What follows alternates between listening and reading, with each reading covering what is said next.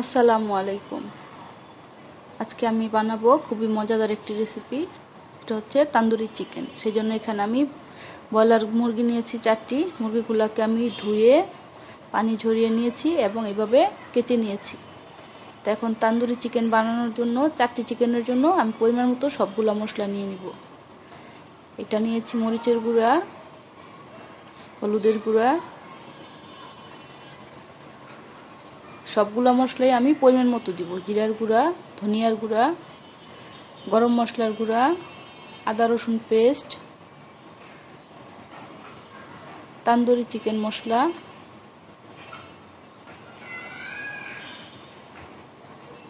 লবণ দিয়ে দিব পরিমাণ মতো,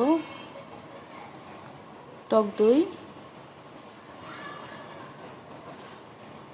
সরিষার তেল দিয়ে সবগুলো মশলা আমি ভালোভাবে মিশিয়ে নিব।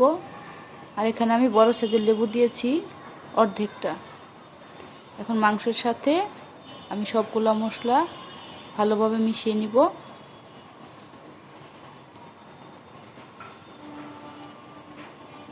এভাবে বানিয়ে খেয়ে দেখবেন, ইনশাল্লাহ আপনাদের কাছেও ভালো লাগবে। এটা রুটি কিংবা পরোটার সাথে খেতে ভীষণ ভালো লাগে।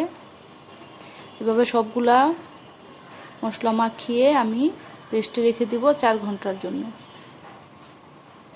ফিরে আসলাম 4 ঘন্টা পর। এখন আমি সবগুলা চিকেনই ফ্রাই করে নিব। উল্টে পাল্টে আমি ফ্রাই করে নিচ্ছি।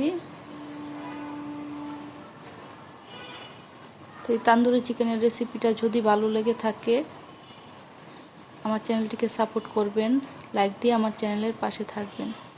ধন্যবাদ সবাইকে। আল্লাহ হাফেজ।